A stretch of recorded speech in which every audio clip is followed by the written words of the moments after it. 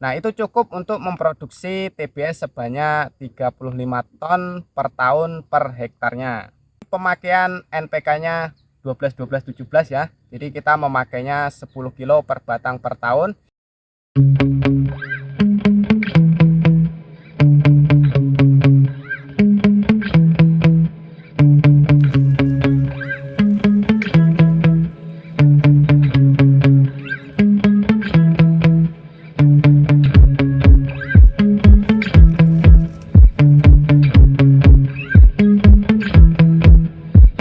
Halo Mas Assalamualaikum warahmatullahi wabarakatuh. Hari ini kita bahas tentang NPK 12 12 17 2 untuk fase tanaman menghasilkan. Itu bagaimana Mas takarannya supaya didapatkan hasil maksimal 35 ton per tahun per hektarnya. Nah, dari pemakaian NPK 12 12 17 itu wajib memakai takaran 10 kilo per batang per tahunnya. Loh, kenapa Mas harus 10 kilo? Ini saya jelaskan dulu ya Mas supaya teman-teman itu dapat memahami. Jadi di NPK 12 12 17 2 itu ada unsur hara nitrogennya 12%, fosfatnya 12%, kaliumnya 17% dan magnesiumnya 2%. Dari pemakaian 10 kilo itu didapatkan unsur hara 1200 gram nitrogen, 1200 gram fosfat, 1700 gram kalium, dan 200 gram magnesium. Nah, pemakaian ini sebenarnya dapat menghasilkan 10 hingga 12 ton di fase TM1, itu umur 2 tahun menuju 3 tahun ya, kalau TM1-nya di umur itu. TM2 dapat menghasilkan 18 hingga 20 ton, itu di TM2. Nah, ketika teman-teman memakainya di fase TM3, itu wajib menambahkan unsur hara KCl sebanyak 1 kilo ya, supaya didapatkan unsur haranya 2300 gram. Jadi dari NPK 13827 dengan 17% kalium didapatkan 1700 gram ditambah dari KCl 600 gram. Jadi totalnya 2300 gram unsur hara kalium. Nah, itu cukup untuk memproduksi TBS sebanyak 35 ton per tahun per hektarnya. Nah, itu dari pemakaian NPK-nya 12 12 17 ya. Jadi kita memakainya 10 kilo per batang per tahun jika dipakai untuk tanaman menghasilkan. Kemudian ada perlu penambahan pupuk lainnya, itu wajib kita suplai ya. Karena di sini magnesiumnya hanya didapatkan 200 gram, sementara kebutuhan di tanaman menghasilkan itu minimal 1000 gram. Maka perlu penambahan dolomit 4 kilo per batang per tahun, kemudian kisritnya 1 kilo per batang per tahun, dan boratnya 100 gram per batang per tahun. Nah, itu sebenarnya sudah cukup Mas untuk menghasilkan 30 hingga 35 ton TBS. Tergantung KKL di lahanmu ya. Karena KKL itu juga menentukan produktivitas dari TBS kita. Bagaimana unsur hara itu terserap dengan baik. Nah, dari pemakaian dolomit 4 kilo itu juga dapat menjaga pH berada di angka 6,5 hingga 7,5. Nah, itu pH optimum untuk dalam proses penyerapan unsur hara itu menjadi lebih maksimal ya. Jadi di sini poin pentingnya Mas ya. Dari pemakaian NPK 12 12 17 sebanyak 10 kilo itu hasil tertingginya ada di angka 30 hingga 35 ton. Itu dapat diraih di umur 4, 5, 6, 7, 8. Jadi kemungkinan besar untuk pendapatan 35 ton itu mulai umur 5 hingga 8 tahun. Nah, kalau secara pembiayaan bagaimana Mas?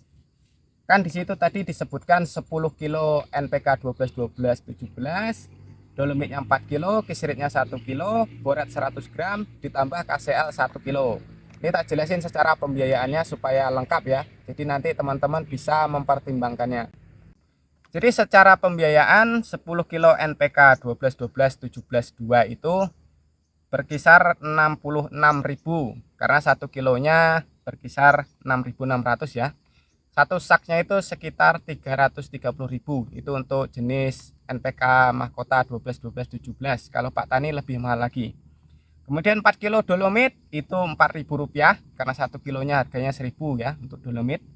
Kemudian 1 kilo kisrit 5.200, itu kisaran 260.000 per saknya.